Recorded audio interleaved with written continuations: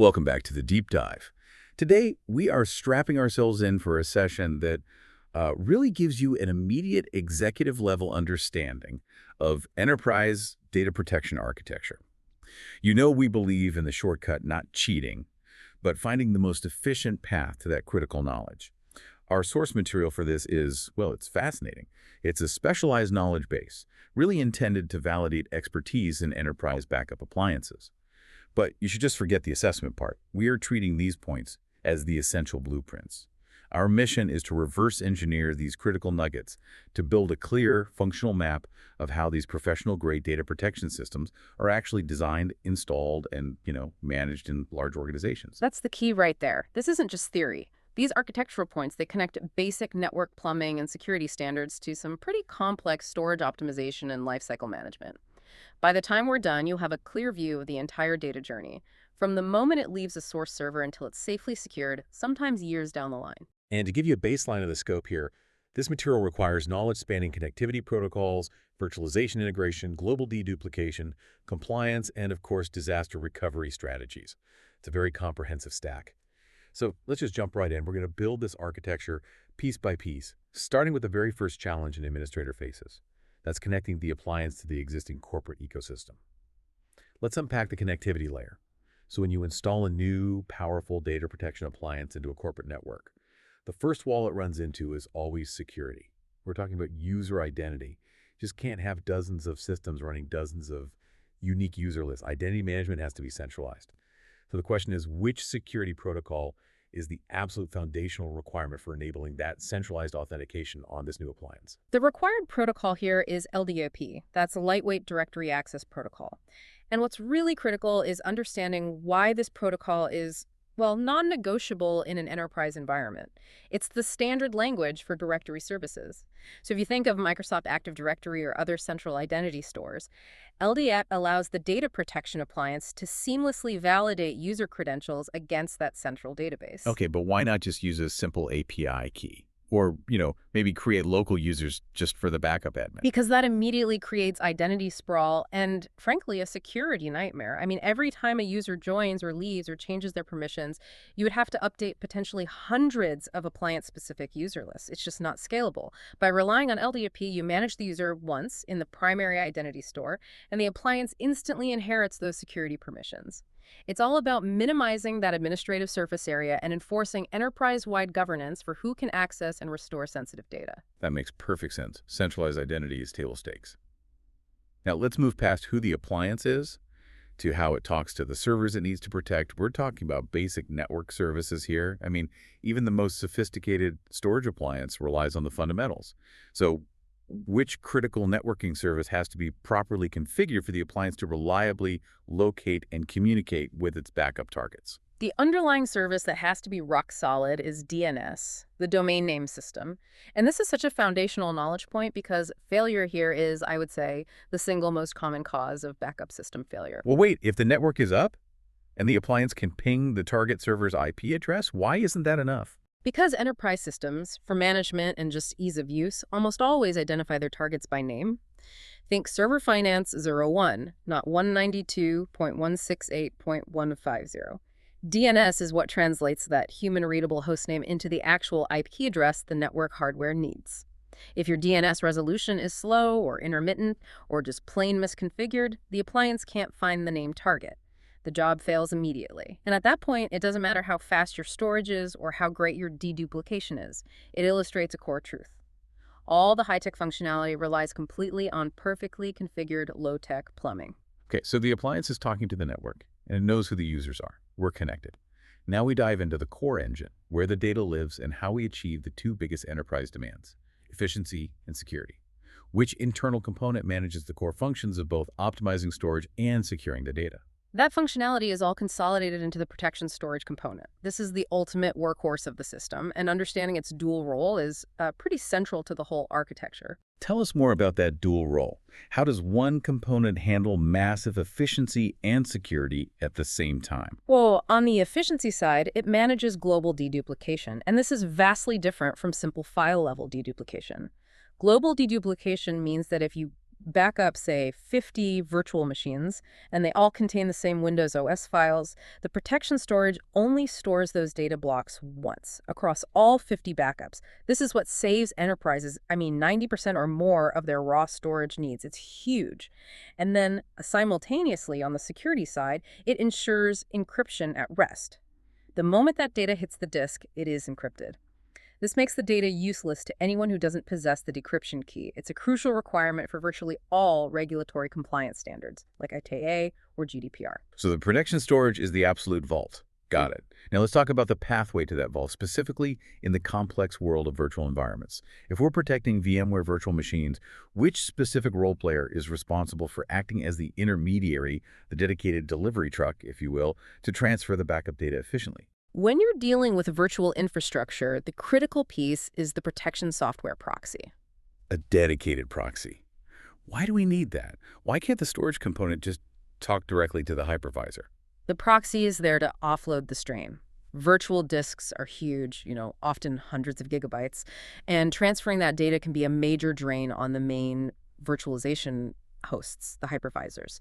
So the proxy is deployed specifically to handle this heavy lifting.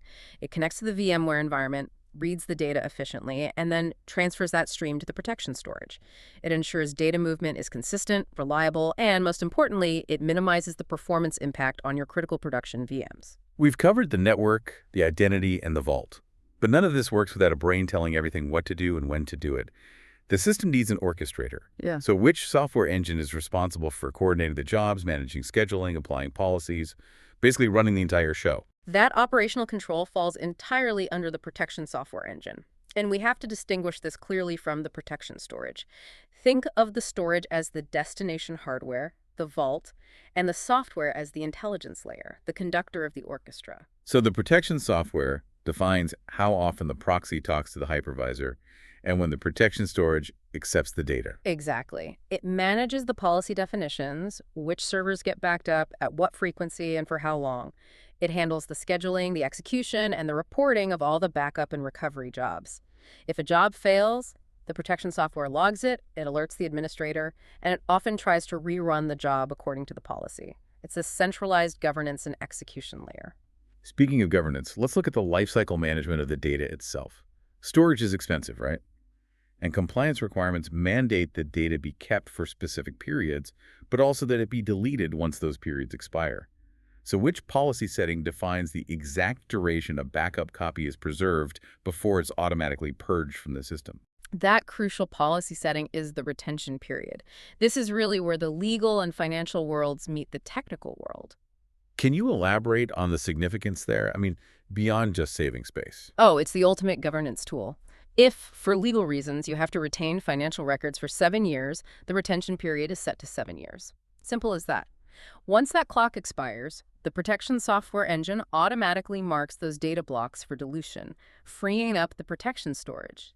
Setting this correctly is absolutely vital for meeting audit requirements, but also for controlling the runaway costs associated with keeping massive amounts of stale data that you just don't need anymore. It's automated compliance cleanup. Okay, finally in this section, let's talk maintenance. We have this highly integrated appliance running an OS, firmware, and specialized application software. The complexity of patching all of those components independently is, it's terrifying. What's the recommended method for applying updates and patches to all appliance components at the same time? To minimize risk and ensure version compatibility, the recommended method is the one-step upgrade via the appliance manager. That sounds simple, but why is centralization so vital here? Because if you try to update the storage firmware and the operating system and the application software separately, you introduce this massive risk of version incompatibility. You can end up in a situation where the new application software expects a feature in the OS that hasn't been patched yet, and the entire system becomes unstable. It's a mess. The one-step process uses the centralized manager to sequence the entire update, guaranteeing that all components move to a known, fully compatible version level at the same time. It's just a huge reduction in administrative risk and burden. Okay, we've established local protection and governance. Now we face the ultimate test of an enterprise solution. Resilience. What happens when the entire primary data center is compromised? A flood, a fire, whatever the disaster may be? What process is used to synchronize that backup data offsite to another appliance for true business continuity? The foundational technology for offsite disaster recovery is replication. This is the process of synchronizing the protected data between the primary protection storage appliance and a secondary appliance located at a different geographic site. Why is this more complex than just, copying files over a network link? Because replication has to maintain the efficiency we were talking about earlier. It's often highly optimized. It sends only the deduplicated changed blocks, not whole files. And this process ensures that if the primary site is destroyed, the remote secondary site has a complete, consistent, and recent copy of the protected data. This secondary copy is immediately ready to facilitate recovery operations, often within minutes, making it completely non-negotiable for serious business continuity planning. That moves us from reactive recovery to proactive health. You don't want to find out your appliance is failing when you actually need to do a recovery job. So how does the system automatically monitor its health and send alerts and diagnostic logs to the vendor's technical support center before a catastrophic failure occurs? That feature, the one designed for proactive monitoring and support, is called Support Assist. And this is critical for minimizing system downtime. So it's not just a fancy alert system then? No, it's advanced telemetry. Support Assist continuously monitors hardware components, it logs critical system events, and it automatically sends that diagnostic data logs, performance metrics, alerts to the vendor's support team. This means that often the vendor is opening a support case and preparing a fix or even a replacement part before the local administrator is even aware of the impending failure. It dramatically reduces the mean time to repair by eliminating the need for admins to manually collect and send logs during a crisis. So finally, let's talk about the absolute fail-safe access point. In the worst-case scenario, the operating system has completely crashed, the server won't even boot. How does an administrator, thousands of miles away, still access the hardware layer to diagnose and potentially power cycle the system? That function is handled by the IDRAC, which is the Integrated Dell Remote Access Controller. This is the very definition of out-of-band management. Explain out-of-band in simple terms for us. It just means it operates on its own dedicated hardware and firmware entirely separate from the main operating system. So even if the primary OS is completely inaccessible, IDREC runs independently. It provides a web interface and command line access, allowing you to monitor hardware status, check component temperatures, remotely mount media to reinstall the OS, and most importantly, cycle the power. Without IDREC, when the OS crashes, you need someone physically at the console. With IDRAC, you have remote, low-level control, which is just indispensable for any globally managed enterprise data center. We hope this deep dive into the blueprint of data protection architecture saves you time and sharpens your focus. Thanks for joining us, and we'll catch you on the next deep dive.